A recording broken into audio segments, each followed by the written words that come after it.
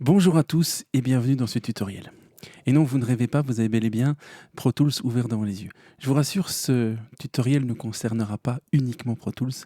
J'avais envie d'illustrer une notion souvent mal comprise entre les deux softs. Et voilà, j'avais l'occasion de réinstaller Pro Tools sur ma machine récemment.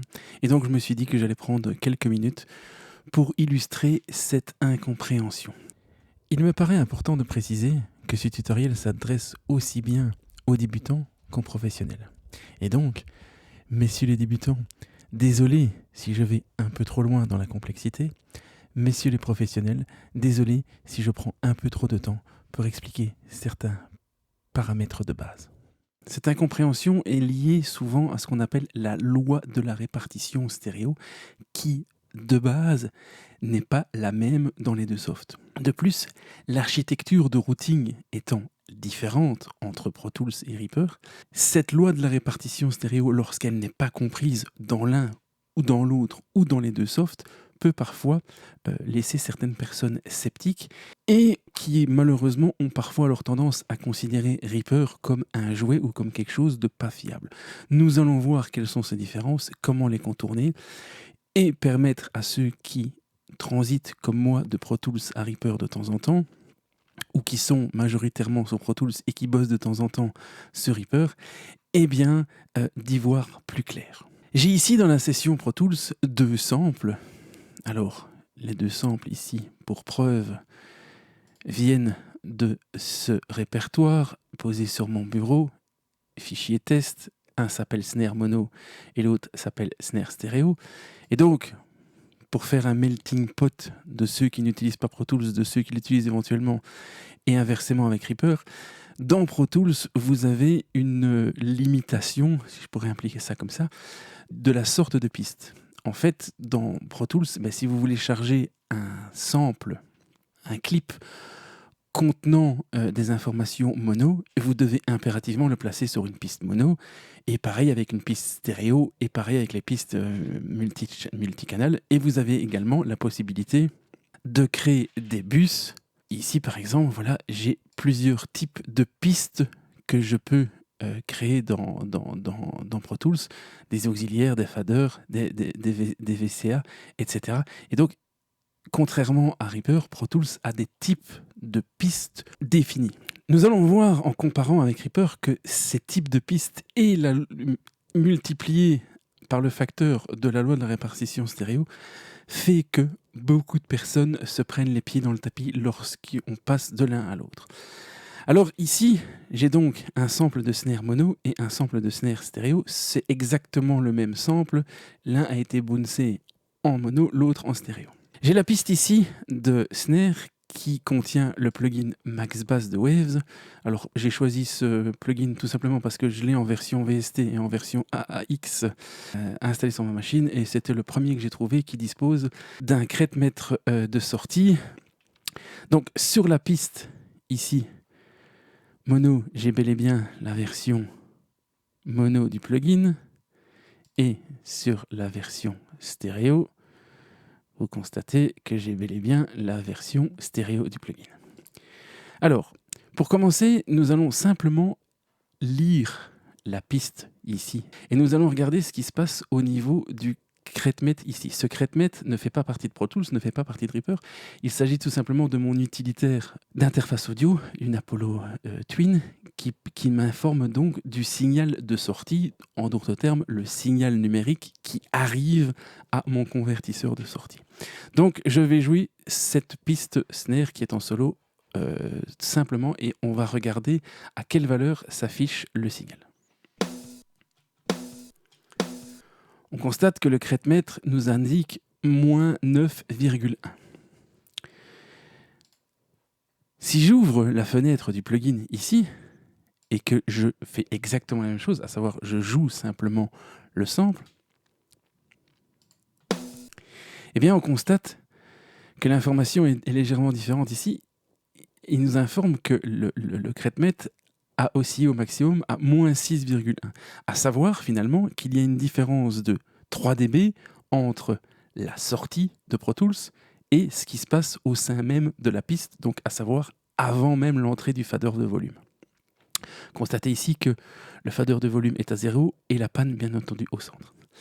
Si je panne ma piste 100% à gauche ou 100% à droite, ça n'a aucune importance, et que je rejoue ce sample,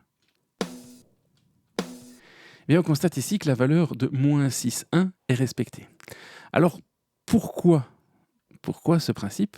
Eh bien, c'est simple, c'est parce que par défaut, dans les configurations de la session, constatez que la profondeur de panoramique, ce qu'on appelle également la pan law ou la loi de la répartition stéréo, est par défaut, dans Pro Tools, de -3 dB. Ce qui implique donc, sans rentrer dans des cours théoriques, la loi de la répartition stéréo est un concept assez connu normalement dans le monde de l'audio, ce qui veut tout simplement dire que lorsqu'un signal est panné au centre, celui-ci est réduit d'une certaine quantité de dB. Et en l'occurrence ici, la quantité de dB, eh bien, c'est moins 3 dB, parce que la loi de la répartition stéréo est réglée de la sorte. Il existe d'autres sortes de pan law, -4,5, -6, chacun y trouve finalement ses préférences, ça ne fait finalement au final aucune différence sur le rendu sonore. C'est juste une question d'habitude de travail. Je voulais juste signaler que par défaut, en tout cas là c'est une version Pro Tools que je viens d'installer, je n'y ai pas changé quoi que ce soit, par défaut elle est de -3 dB. On va passer au signal stéréo. Et on va faire le même exercice. Et on va faire les deux en même temps. Donc, j'affiche le plugin et j'affiche ici mon crête-mètre et je fais play. Mais on constate ici que le sample frappe bien à -6,1 et qu'il frappe bien à -6,1 au sein de la piste. En d'autres termes, lorsque la piste est stéréo, Pro Tools n'induit pas de loi de répartition stéréo et donc n'induit pas de réduction de gain. On va faire un autre petit exercice maintenant et j'ai créé ici deux auxiliaires. Le premier étant mono, le second étant stéréo. Je vais envoyer la sortie de la piste mono vers mon bus 1 qui alimente donc mon auxiliaire 2 qui lui alimente le même master que précédemment. Si j'écoute ce qui se passe sur mon auxiliaire 1, eh bien on constate que le niveau reste à -9,1 et donc finalement, que se passe-t-il ? Eh bien, la piste en elle-même affecte la loi de la répartition stéréo, donc réduit de -3. Or, le bus étant déclaré en tant qu'auxiliaire, même si celui-ci est mono et dispose d'un potard de panne, celui-ci n'entraîne pas de réduction de gain propre à la loi de la répartition. Si je route maintenant la sortie de ma piste vers mon bus stéréo et que je fais le même exercice, eh bien on se rend compte que le résultat est finalement 100% identique. Le signal arrivant à mon convertisseur de sortie est à -9,1 et donc un bus stéréo n'induit pas non plus de perte de gain. On va faire le même exercice avec la snare stéréo que j'envoie vers d'abord mon bus 3-4. Eh bien, mon signal était bien à 6,1 lorsqu'il transitait directement vers le hardware. Maintenant, il transite vers un bus stéréo. Il reste à 6,1 et donc le bus auxiliaire stéréo de Pro Tools n'entraîne pas de réduction de gain. Si j'envoie maintenant mon signal stéréo vers mon bus mono, que se passe-t-il ? Eh bien, on constate que le signal a été augmenté de 3 dB, ce qui veut dire que, simplement, Pro Tools fait une sommation du canal gauche et droite au sein du seul canal mono disponible dans l'auxiliaire, et donc cette sommation induit une augmentation de 3 dB. Essayez donc bien de retenir toutes les valeurs que nous venons de mentionner, à savoir -6 dB de valeurs réelles, et nous avons pu les vérifier avec les plugins, -3 dB lorsque la piste est pannée au centre et transite au sein d'une piste mono, et +3 dB lorsqu'une piste stéréo passe vers un bus auxiliaire mono. Je vous rejoins maintenant dans Reaper avec finalement l'équivalent de exactement la même session, avec certaines nuances, nous allons le voir. J'ai donc ici la même version du projet, si ce n'est que pour l'instant il n'y a pas encore de piste auxiliaire, nous allons les voir après, avec les mêmes samples, et donc si je vous mets la même preuve que tout à l'heure, nous constatons qu'ils viennent du même répertoire et que ce sont exactement les mêmes fichiers. Je vais placer les mêmes plugins sur les mêmes pistes, à savoir le max bass stéréo sur la piste contenant un item stéréo et le max bass mono sur la piste contenant un item mono. Alors, bien sûr, Reaper n'a pas de type de piste, donc finalement, avec Reaper, vous faites ce que vous voulez avec une piste.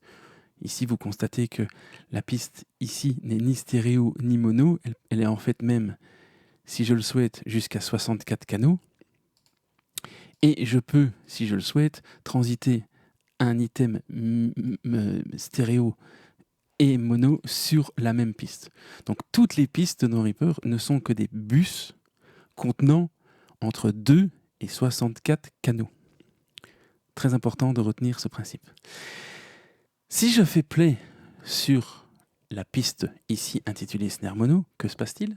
Eh bien, on constate que contrairement à Pro Tools, le volume qui atteint mon DAC est de moins 6,1. Et on peut constater que dans le plugin, eh bien, cette valeur est de bien de 6,1. Ce qui implique donc que lorsque le signal transite dans une piste de Reaper, elle n'est pas affectée par une loi de la répartition stéréo. Enfin, en tout cas, par défaut. Car si je le souhaite, je peux modifier dans la page Project Settings la loi de la répartition stéréo et la placer comme Pro Tools sur sur -3. Vous avez d'autres valeurs possibles. Et également, par piste, sur chaque piste, je peux modifier la loi de la répartition stéréo au sein de chaque piste. Et donc ici, la piste Snare Mono, je change la loi de la répartition panoramique en cliquant droit et que je la mets sur -3 dB. Que se passe-t-il ? Eh bien, nous avons exactement les mêmes valeurs que dans Pro Tools, à savoir le signal dans la piste est bien à -6,1 dB, mais le signal ayant transité vers une loi de répartition stéréo à -3, eh bien, le signal est réduit de 3 dB.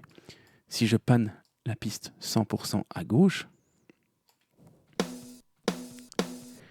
j'obtiens exactement le même résultat que dans Pro Tools.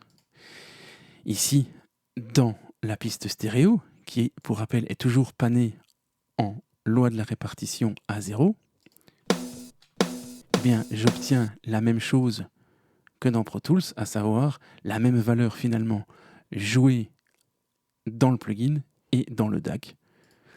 Par contre, si je change ici de manière générale à tout mon projet la loi de la répartition stéréo et que je la place sur -3, je vais remettre la piste ici à 0 dB, donc je la laisse conformer au projet, je rejoue,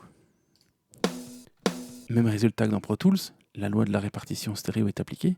Par contre, si je l'applique ici, eh bien on constate que malgré que le signal soit stéréo, la piste ayant une loi de répartition stéréo et un mode de panne à la fois mono et stéréo, il y a comme ça que je peux le nommer, eh bien là, la loi de la répartition stéréo est appliquée. Et donc, il y a une réduction, une perte de gain par rapport à Pro Tools. Perte de gain que je peux compenser de plusieurs façons. Soit, eh bien, je sais que ma piste est stéréo et donc je mets la loi de la répartition stéréo à 0. Soit, je laisse ma loi de répartition stéréo en normal, mais je choisis le mode de panoramique Dual Pan qui correspond exactement au même principe que celui dans Pro Tools. Et dans ce cas-là, je retrouve ma valeur nominale de -6,1 dB. Constatez donc qu'il y a une espèce de flexibilité propre au fait que dans Reaper, toutes les pistes sont complètement identiques. Au final, ce qu'il faut retenir, c'est que la piste se fout complètement de ce qui se passe au sein, elles réagissent toutes de la même façon. Et donc, si vous choisissez une loi de répartition stéréo à moins 6 dB et que vous avez le mode de panne classique, donc le stéréo balance monopan, c'est celui qui est également par défaut, et que vous choisissez celui-là, eh bien que le signal soit stéréo n'importe quoi, il applique une réduction à partir du moment où le potard de panne est centré. Il réagit donc, si vous faites un résumé simple, comme une piste mono de Pro Tools. Alors ça peut paraître contraignant, mais finalement, ce n'est qu'une question de workflow. En réalité, vous constatez dans l'action list que vous avez des actions à disponibilité pour changer la loi de la répartition stéréo d'une piste. Et donc, vous pouvez très bien affecter des raccourcis clavier ou placer ces actions dans des outils toolbar pour changer la loi de la répartition stéréo en un seul clic. Par ailleurs, il est également possible de changer cette loi de la répartition stéréo et de sauver ensuite la piste comme un track template. Donc, je ne vous fais pas un cours, j'ai déjà fait des vidéos sur ce sujet, mais dans Reaper, vous pouvez sauvegarder des états de piste avec vos plugins chargés, le niveau, tout setupé, l'entrée, la sortie, enfin tout peut être préétabli. Et donc, vous pouvez très bien, si vous voulez garder vos habitudes protoolsiennes, réaliser des templates de pistes propres à auxiliaires, piste mono, piste stéréo, VCA, enfin que sais-je, vous faites comme vous voulez, il n'y a absolument aucune limite. Et lorsque vous voulez importer une piste de tel type, eh bien, il suffit simplement de la glisser depuis votre module de track template et vous vous retrouvez exactement avec le même principe que Pro Tools. Donc, en d'autres termes, ça ne limite aucunement le workflow et le principe d'utilisation. C'est juste que la flexibilité fait que ça n'a pas été pensé directement comme Pro Tools. Et donc, si vous voulez retrouver le même comportement que Pro Tools, ça passe par ce concept et donc faire en sorte d'avoir la même chose dans les deux DAW. Alors, pour ceux qui sont 100% Reaper user et qui n'ont jamais connu Pro Tools, je vous rassure, tout ça, vous pouvez vous en contrefoutre. Moi, perso, j'utilise une loi de la répartition à 0 dB, celle par défaut de Reaper, et ma vie va très bien. Mais voilà, je voulais vraiment mettre au clair ce sujet. On va approfondir la démonstration en créant une piste auxiliaire et envoyer dans la piste auxiliaire le signal transitant dans cette piste. Alors, pour être conforme à ce qui se passait dans Pro Tools, ici, en réalité, ce que je viens de faire, c'est que j'ai créé un bus auxiliaire et j'ai dérivé le signal de la piste vers la piste auxiliaire. Et donc, dans Pro Tools, ce qu'on avait fait, c'est qu'on avait envoyé la sortie de la piste dans le bus correspondant à l'entrée de la piste ici. Reaper ne fonctionne pas du tout de la même façon également en termes de routing. Et donc, dans Reaper, il n'y a pas de bus fixe. Vous faites tous les envois d'une piste à l'autre que vous le souhaitez, comme vous le souhaitez. Et il n'y a pas possibilité de changer la sortie d'une piste. Donc, si vous voulez, la piste, par défaut, elle va toujours au master ou à son parent. Donc, un parent, c'est une piste qui est contenue, donc ça c'est la piste fille et ça c'est le parent, donc ici la piste fille envoie toujours le signal dans son parent avant d'être envoyé au master. C'est pour ça d'ailleurs que ici la petite case qui s'appelait avant master send s'appelle maintenant parent send, donc la piste ici est devenue un master pour la piste du bas. Donc par défaut, toutes les pistes envoient toujours directement au master et vous pouvez envoyer autant de bus auxiliaires que vous souhaitez vers d'autres pistes. Donc si on veut reproduire exactement ce qui se passait dans Pro Tools tout à l'heure, il faut que je coupe l'envoi au master et donc finalement que la piste ne se retrouve plus qu'avec une seule sortie, à savoir le bus d'envoi vers cette auxiliaire. Et donc ici, si je fais play, que va-t-il se passer ? Eh bien on constate que mon signal frappe maintenant à moins 12 dB. Pourquoi moins 12 ? Eh bien parce que, comme dans Reaper, une piste est une piste, la loi de la répartition stéréo a été appliquée finalement 2 fois. Une fois à cette piste et une deuxième fois à cette piste qui sert là, en l'occurrence, de bus auxiliaire. Et donc si je veux retrouver le même comportement que dans Pro Tools, il me suffit de mettre en pan mode 0 ou de mettre en mode dual pan. et je retrouve exactement le même comportement. Je ne vais pas illustrer le reste parce que je pense que vous avez bien compris le principe et j'attire votre attention sur le fait que ça n'est pas un handicap ergonomique. Exemple, il m'arrive de temps en temps de recevoir des sessions de Reaper qui sont en pan low à moins 3 dB. C'est pas mon habitude, je préfère travailler avec 0 dB. Mais donc, lorsque je veux créer un folder, eh bien, il m'arrive parfois de me dire « Ah, la session est en moins 3 dB, il va falloir que je switch. » Et donc, c'est pour ça que je me suis finalement créé un bouton de toolbar ici qui s'appelle « Create Folder ». Et dans la macro qui contient cette action, eh bien, j'ai placé l'action Set Track Pan Low to 0 dB.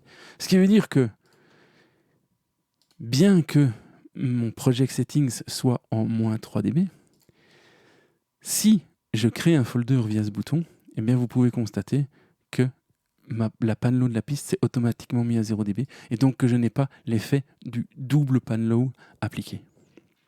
Dans le même ordre d'idée, j'ai un bouton qui me permet de créer un auxiliaire.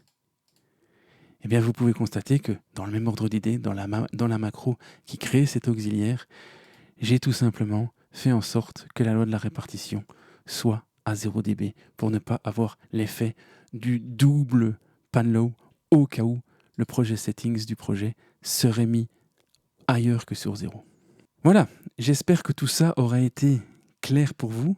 J'espère que vous avez compris tout le principe. Désolé si cette vidéo a été longue, mais je pense qu'il fallait faire vraiment un effort de compréhension et de bien prendre le temps d'expliquer la différence parce que j'ai pu souvent noter que c'était un concept très mal compris, même chez les plus aguerris des utilisateurs Pro Tools.